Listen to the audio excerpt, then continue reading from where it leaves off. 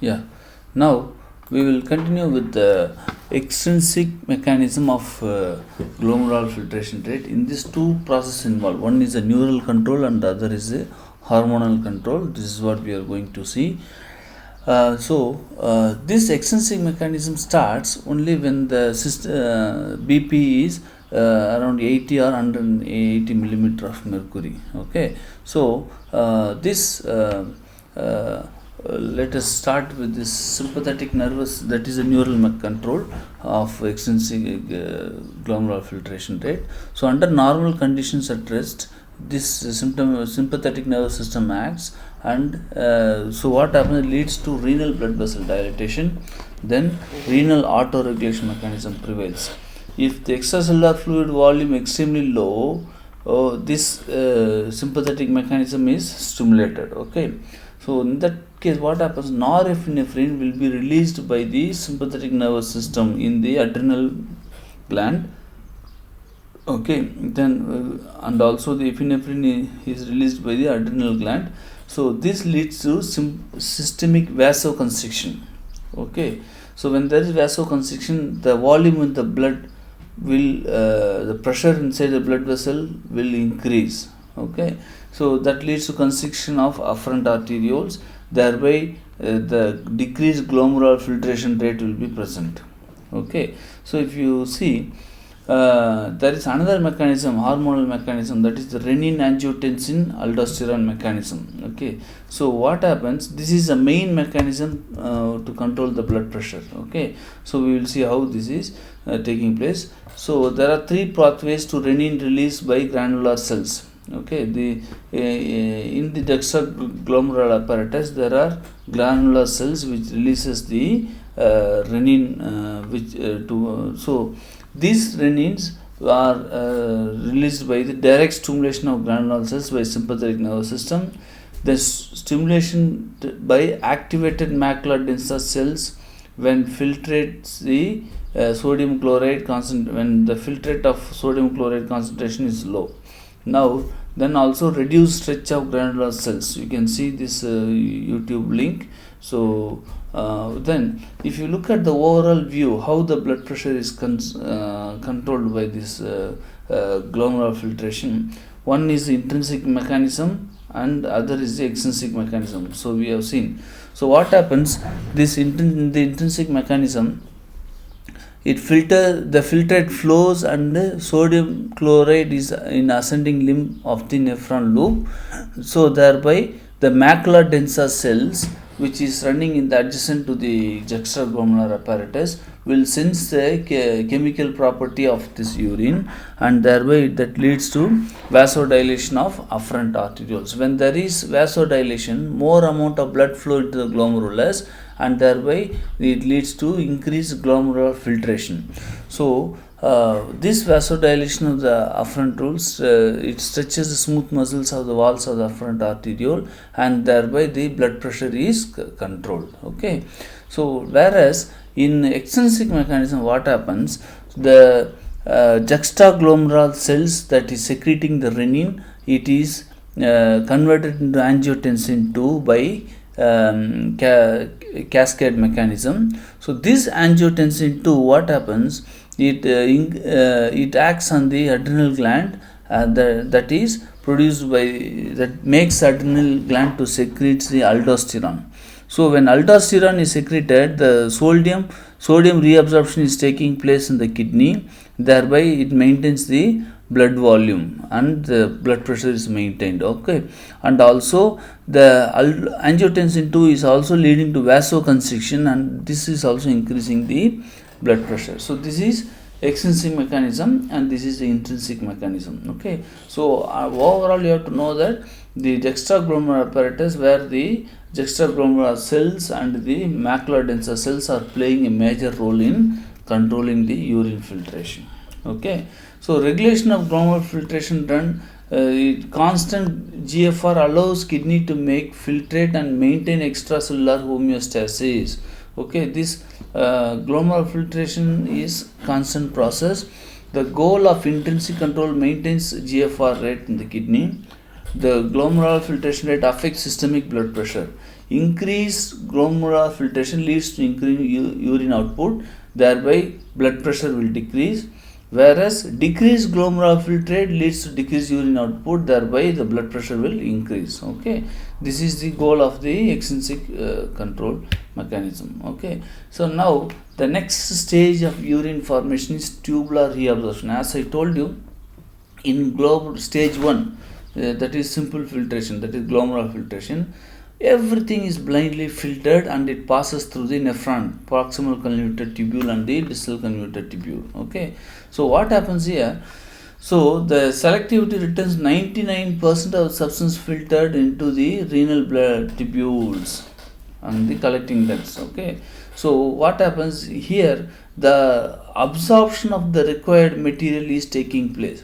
Okay, whatever is required, sodium, proteins, then water, not hormones, water, then the electrolytes, everything is reabsorbed. Okay, it begins as soon as the filtrate enters into the PCT, that is proximal convoluted tubule, and involves near total reabsorption of organic nutrients, hormonal regulatory reabsorption of water and ions. Okay, the most abundant cation of the filtrate is sodium, and the reabsorption is always active. So whatever thing is filtered by the juxtaglomerular apparatus, everything is reabsorbed. Whichever is not required, then it is sent for the third stage, that is the tubular secretion. So in the second stage of urine formation, that is the tubular reabsorption, there is passive tubular reabsorption and obligatory water reabsorption. So in passive tubular reabsorption, what is happening is it's a passive reabsorption of the negatively charged ions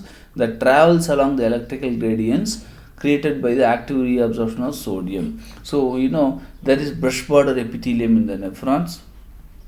Okay, so what happens? This is the place where the required sodium, everything is reabsorbed back. Okay, there is something obligatory water reabsorption occurs in a water permeable region of the tubules in response to osmotic gradients created by active transport of the sodium.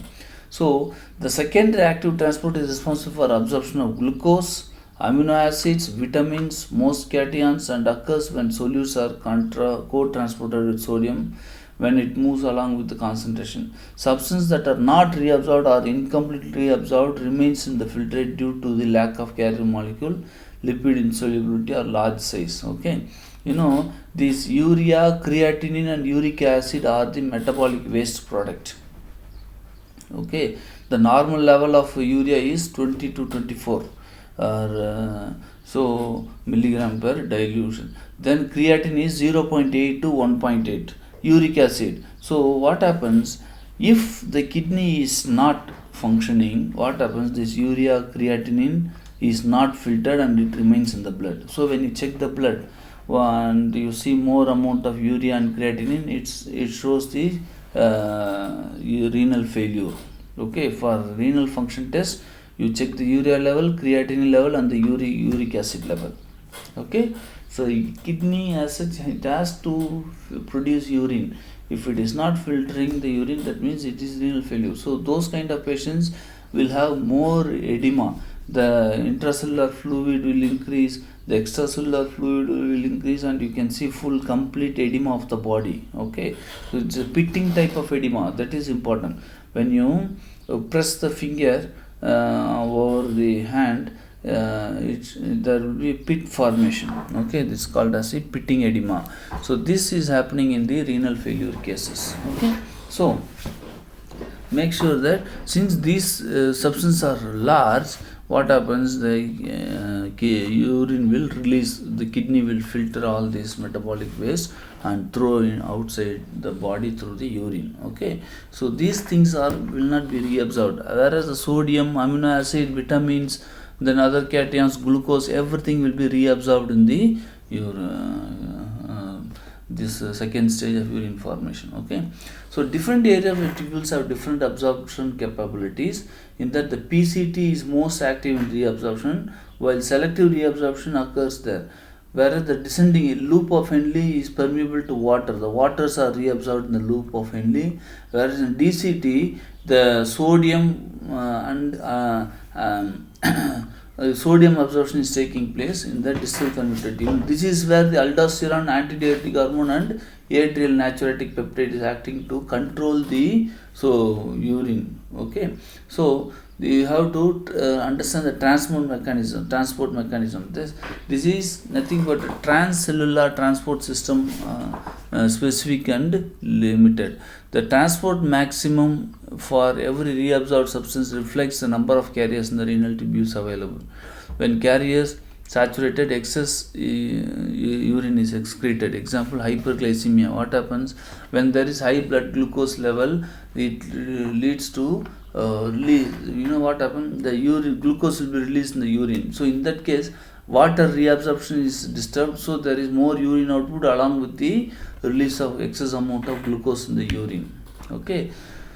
Now, as I told you, in the proximal convoluted tubule, the all nutrients, glucose, amino acids, 60% of sodium, water is absorbed, ions are absorbed.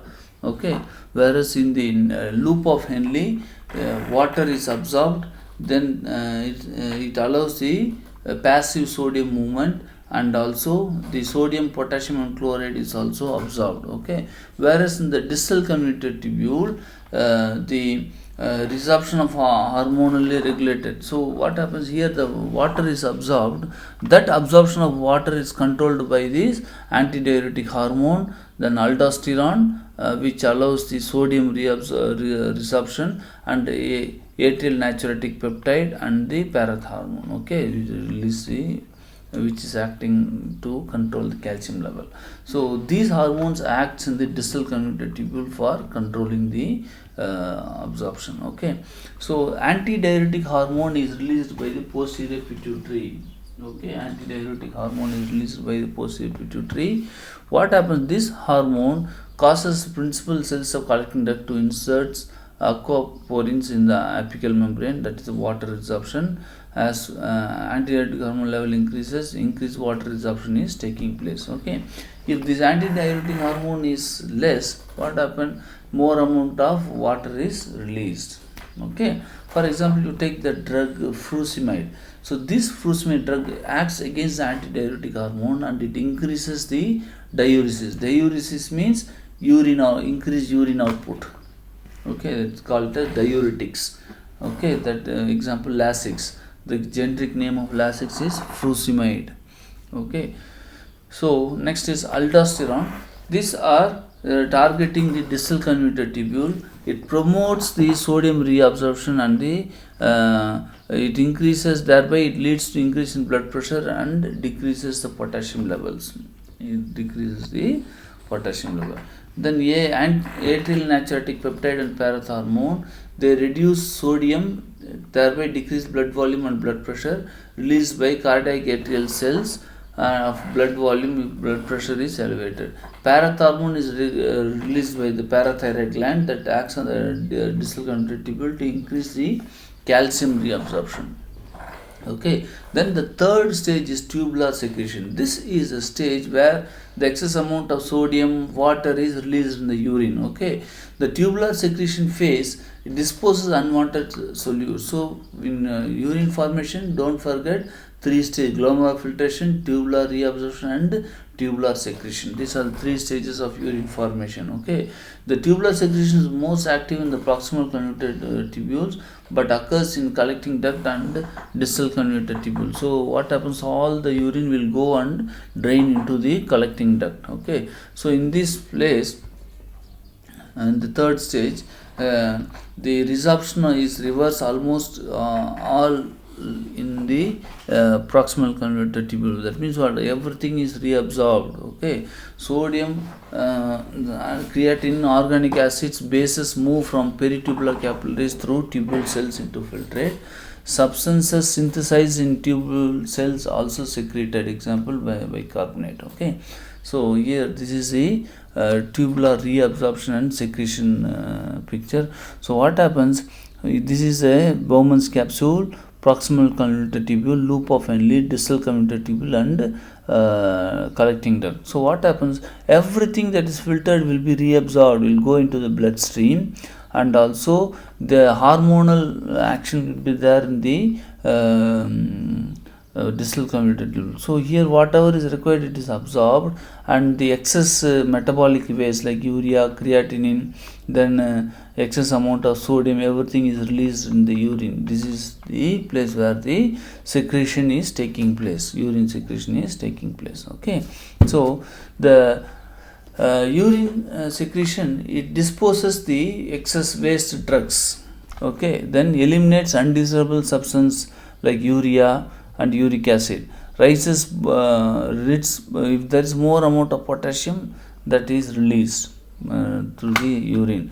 Control blood pH by altering amounts of bicarbonate in the urine, okay, hydrogen ions and the bicarbonate ions. So regulation of urine concentration and volume is done by counter correct mechanism that involves interaction between the filtrate flow through the loops of Henle of the juxtaglottal apparatus and the flow of blood through the vasa recta. Okay, this is the mechanism where the urine is concentration is maintained. This is the mechanism where the urine concentration is maintained. Okay, so you can see the picture here. So what happens here? One of the critical functions of the kidney is to keep the solute load and body fluid constant by regulating urine concentration. Sometimes you see when there is less body fluid, you can see concentrated urine. So you can experience during summer what happens, all the body fluid comes out of the body through sweat. So naturally the urine output is reduced, but the patient, the individual gets the concentrated urine. They get the concentrated urine. That is because of less increased skin perspiration, increased sweating, the load to the kidney is decreased, but the metabolic waste that comes out along with the urine, that's why the urine is very concentrated. Even I will tell you the composition of the urine. Okay, so likewise this concentration of urine depends on the blood volume in the body. It depends on the blood volume in the body. Okay, so next, in the collecting duct, urea diffuses deep into the medullary tissues, contributing to the increasing osmotic gradients encountered by filtrate as it moves through the loop. Okay, so this is what is taking place in the, this is how the urea is released in the collecting duct. Okay, you can see how the concentration of urine is maintained by this osmolarity and osmolarity. Okay, so you know the process of filtering of urine in the kidney is osmosis. Okay, by higher moving the fluid from higher concentration to lower concentration, this process called the osmosis. This is how the urine is produced. Okay, so coming to the urine is a metabolic waste product. Okay, in case where the excess amount of fluid is filtered through the kidney. So there is something called midstream urine. Whenever you collect urine sample, you have to collect the midstream urine. What is that midstream urine? Because in the tip of the urethra there can be bacterial prevalence. Okay, so you have to ask the patient to start micturate and collect the urine sample in the middle of the urine flow. Okay, that's the midstream urine. So this is very important to collect the urine sample. Okay, freshly voided urine is clear, pale to deep yellow due to urochrome, a pigment resulting from the destruction of hemoglobin. It is like a bilirubin. Okay, fresh urine is slightly aromatic but develops an ammonia odor if allowed to stand due to bacterial metabolism of urea. Urine is usually slightly acidic but can vary about 4.5 to 8 in response to changes in the metabolism in the diet. Okay, sometimes urine may be 7.4, sometimes below 7. Okay, acidic or alkaline, it depends on the type of food you eat. You eat more amount of orange, the urine will be acidic. Okay, urine has higher specific gravity than water due to presence of solutes. Okay, Okay, now chemical composition of urea. It is having 95% of water and 5% solute. Solute includes nitrogenous base like urea, creatine, uric acid. So these are all the composition of urea. If there is presence of glucose in the urine, we call it as glucoseuria. This happens in the patients who are suffering with diabetes mellitus. Okay, if there is more glucose in the blood, the kidney will start to throw the excess glucose. Okay, thereby more amount of urine output will be present. The patient will feel more thirsty. Okay, so pour the urine to in the floor, ant will be present. The small ants that is present in the house will be. So this is how you know the patient is having diabetes. Patient come and say polyuria, that is in the night time I am passing more amount of urine and I am feeling more thirsty, polydipsia.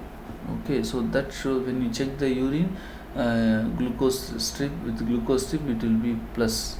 Okay, so presence of glucose in the urine we call it glucoseuria. Presence of protein in the urine we call it proteinuria. This takes place when there is renal failure. When there is renal failure or renal inflammation, if there is a glomerulonephritis, inflammation to the kidney. What causes glomerulonephritis, inflammation to the kidney? Use of NSAI, non-steroidal anti-inflammatory drugs, excess use of excess long-term use of high dose of non-steroidal inflammatory drugs can lead to kidney failure, that is glomerulonephritis. Okay, so in that case the proteins will be released in the urine. Okay, so this can happen during pregnancy or heart failure, severe hypertension, glomerulonephritis. Okay, these are all the signs of renal failure. Okay, then ketonuria, presence of ketone bodies. What happens when there is excess amount of blood glucose level? When blood glucose level goes to around 400, 450, the ketone bodies start to form. Okay, so these ketone bodies, ketones will be filtered by the kidney, and that gives a fruit smell. Okay, so this by smelling the urine we know the patient is having the ketone bodies, and immediately we start the treatment for hyperglycemia, increased we give 20 units stat insulin, and then we put the patient in sliding scale insulin. Okay, so ketones are the very toxic substance that can damage the brain tissue also. So this takes place when there is excess amount of urine glucose blood glucose level, when there is excess amount of blood glucose level. Okay, next, bile pigments. If there is more amount, hemoglobinuria means if presence of hemoglobin, okay, in the urine. So in this case what happens, if there is this takes place when there is transfusion reaction. If for A positive blood, if you give B positive blood, then immediately there will breakdown of RBCs and the hemoglobin start to comes out through the urine. Okay, so that is then hemolytic anemia, you can see hemoglobinuria. Then severe burns also you can see hemoglobinuria. Okay, then bile pigments are, when the bile pigments are released, the urine is more yellow in color. We call it a bilirubinuria. So what happens when the liver is not able to filter the bilirubin through the bile tract, that excess bilirubin kidney will start to release. So if you look at the urine, it is more yellow in color. Okay, this can take place in liver disease or bile duct obstruction. Okay, that's called as bilirubinuria. Okay, then hematuria means presence of red blood cells in the urine. If there is any bleeding inside the kidney or in the bladder, if there is any cancer growth in the bladder, or if there is any damage in the ureter, then there can be the urine will be red in color.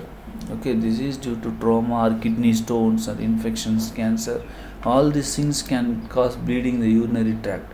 So if you see the patient with the urinary bleeding, red color urine, that means there is some bleeding taking place in the urinary tract. Okay, then pyuria means pus cells present in the urine. This is common in the urinary tract infection.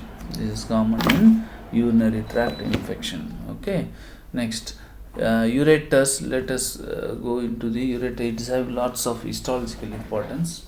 Okay, the inner surface of the ureter is made up of transitional epithelium, which is a multiple layer of epithelial cells which doesn't allow any absorption of the urine. See, one of the property of epithelial tissue is absorption, but in the ureter and the bladder, the absorption is prevented by the transitional epithelium.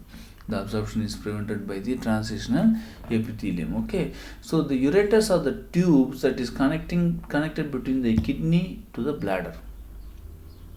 Okay, so the wall of the ureter consists of inner mucus continues with the renal pelvis and the bladder, a double layered muscularis and a connective tissue adventitia covering the external surface. So here you can see a star shaped lumen will be present. This is the transitional epithelium, and these are all the smooth muscles. These are the smooth muscle layers.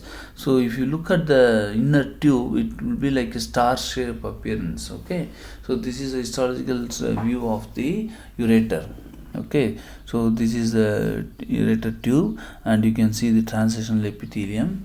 Underneath you have the muscularis mucosa and the circular and longitudinal muscle layers. The outermost layer is made up of connective tissue. This is the tubular structure. Okay, then coming to the urinary bladder. This urinary bladder is a muscular sac which is made up of a special type of muscle called detrusor muscle. It is made up of special type of muscle called as detrusor muscle. This expands as urine is produced by the kidney and allows storage of urine until voiding is convenient. Okay, the wall of the bladder has outer adventitia, middle muscular, that is detrusor muscle, and the inner transitional epithelium. Okay, so if you see in this model, you can know what is the importance of the urinary bladder. Coming to the urinary bladder, the urinary bladder is a muscular pouch. The urinary bladder is a muscular pouch. I will remove this skeleton. You can see this is a ureter that is coming and inserting into the urinary bladder. Okay, so I will remove this round ligament for your better understanding. So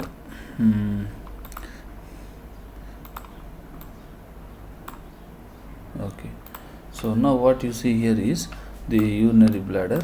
Okay, so if you cut open this urinary bladder, you can see a triangular appearance. You see this triangular appearance. This triangular appearance is called as a trigone of bladder. This triangular appearance is called as a trigone of bladder. Okay, so what you see here, this is the opening of the right ureter, this is the opening of the left ureter, and this is the opening of the urethra. So this three opening creates a triangular impression that is called as a trigone of bladder. Okay, and inside the urinary bladder you see lots of folds. We call it as a rugae.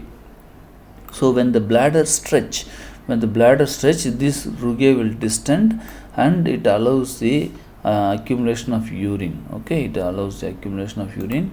So this urinary bladder, it is having front extension. This extension is called as a urachus. Okay, it is called as a urachus. It is also called as a median umbilical ligament. Okay, what happens? This is umbilicus. This is the umbilicus here. Okay, this is the umbilicus here. So through this umbilicus, in the inner aspect of the anter-abdominal wall, this urachus extends. This urachus, it is extending. What is this urachus? This is nothing but a remnant of fetal circulation. It is nothing but remnant of fetal circulation. You see here, the umbilical cord is bringing the umbilical vein and the umbilical artery. This umbilical artery comes through the urachus, that is umbilical ligament. It goes to the internal iliac artery. Okay, so what happens? So after birth, what happens? This will fuse. But sometimes for some patient, they will be suffering with patent urachus. We call it as patent.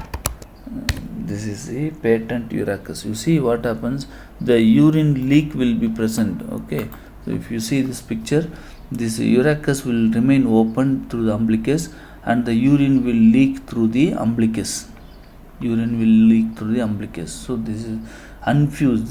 This is called as patent urachus. Okay, that's a condition. You see, you will have, you can see in this picture, that's a condition where the tube is patent. I mean, it allows the urine. Okay, so this patient, they need surgery. This patient, they need surgical correction. That is the importance of this urachus. This is a median umbilical ligament. Okay, so coming to the bladder, as I told you, outer layer is adventitia and middle layer is a detrusor muscle and innermost layer is a transitional epithelium. Okay, the triangular appearance is called as a trigone of bladder. The triangular appearance is called as a trigone of bladder. Okay, so now if you see, this is the urogenital diaphragm. So now the female urethra is just only 4 centimeter long. Female urethra is only 4 centimeter long. Let's discuss about the urethra now. So urethra is a muscular tube that drains urine from the body. It is 3 to 4 centimeter long in female, 20 centimeter in male. Okay, these are two sphincters attached in the urethra. One is internal urethral sphincter, which is involuntary. That is, once the bladder is having a stretch reflex by the more accumulation of urine, then the internal sphincter will open. That time you will control the urine flow voluntarily. That is through the external urethral sphincter. So what I will show is, I will show you the internal and external urethral sphincter in female first. Then I will show you the internal urethra. So when coming to the female urethra, this urethra is just a 4 centimeter long tube. This urethra is just a 4 centimeter long tube. Okay, it is just a 4 centimeter. This is the female urethra. Okay, this is a female urethra, and okay, this is a female urethra. This is just only 4 centimeter long. So putting the urinary catheter for female is very easy. Okay, now if you see, there is a round circular muscle here. There is a round circular muscle here. This round circular muscle is called as the internal sphincter, and the external sphincter is present here. I will show you.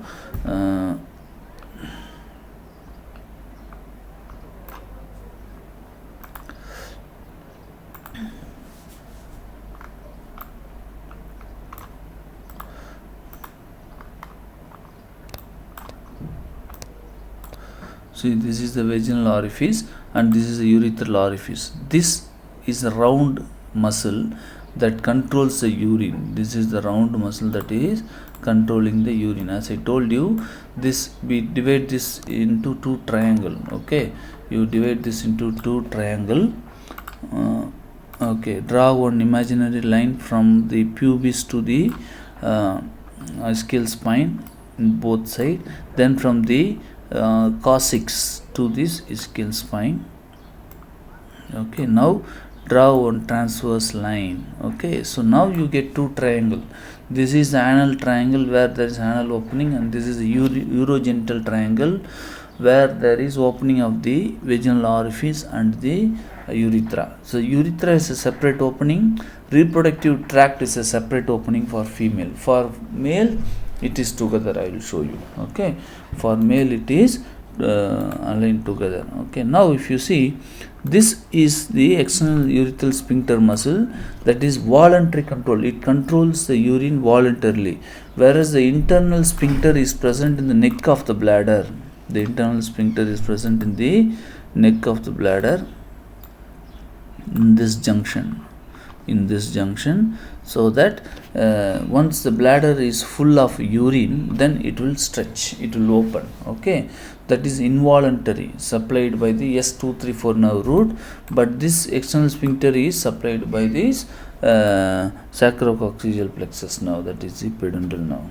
Okay, so not pudendal nerve, this is this is a nerve from the sacrococcygeal. Pudendal nerve is a parasympathetic nerve from S234. Okay, so this is how the so whenever you want to put urinary catheter for female, it's very easy. Directly above the original orifice, you can insert just 4-5 centimeter. The catheter will reach into the bladder. But for male, putting urinary catheter, you have to have a little bit of concentration. You have to have little bit of concentration. I will discuss that. Okay, now coming to the male urethra.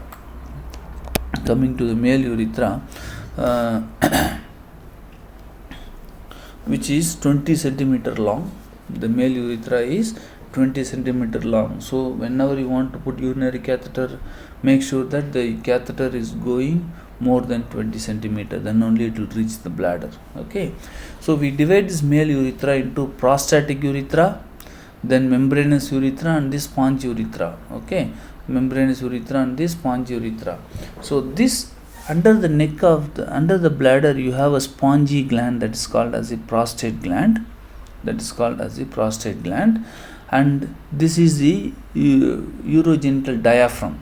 Okay, that's the pelvic floor muscles, and we call this junction as a membranous urethra, and the remaining part is the penile urethra, that is traveling in the spongy tissues of the penis. Okay, so now whenever you apply catheter, what happens for male after 45 years, the tone of the gland will become hypertrophy and it will narrow this passage. Okay, sometimes when you try to push the urinary catheter, it can pierce this prostate gland and can cause severe amount of bleeding. So for male who are suffering with benign prostatic hypertrophy, when you use urinary catheter, you have to select very thin urinary catheter, otherwise it will lead to severe amount of bleeding complication. Okay, so now we will see how this urinary urethra is running in the male. So for that, I have to remove these tissues. In the reproductive system, I will teach all these tissues and everything. Okay, so now you can see this is the urinary bladder. Okay, this is a urinary bladder. This bladder is present just after this the pubic tubercle. This point is called as a pubic tubercle. Okay, just after the pubis os-pubic joint, you have the urinary bladder. Okay, now in the male, you have, this is the urinary bladder. Under the urinary bladder, you have the prostate gland. This is the prostate gland. You can see this is the prostate gland. Through this prostate gland, the urethra is passing. Through this prostate gland. Okay, so what I have to do is I will remove this retrosary apron and also the. Okay, now what you see is the prostatic urethra. This is the internal sphincter. For male. Okay, this round circular muscle is the internal sphincter of the male. This is the internal sphincter. So this is innervated by the involuntary nervous system. Once the urine is full and the bladder receives stretch reflex, this will open. That time the urinary control is done by the external sphincter that is present in the urethra, lining of the urethra. Okay, this is the boggy prostate, the spongy tissue. Underneath, this is the external urethral sphincter. This is a voluntary control. Okay, this sphincter is a voluntary control. So what happens, this part to this part, it is prostatic urethra. From this part to this part, it is membranous urethra. So, and this part, it is a corpora spongiosum. This is the penile urethra. You can see this urethra is 15 centimeter long, that is passing inside the penile shaft. Okay, It is passing inside the penile shaft. So whenever you put urinary catheter, you have to make sure this is called as the navicular fossa of the urethra. So this is the point.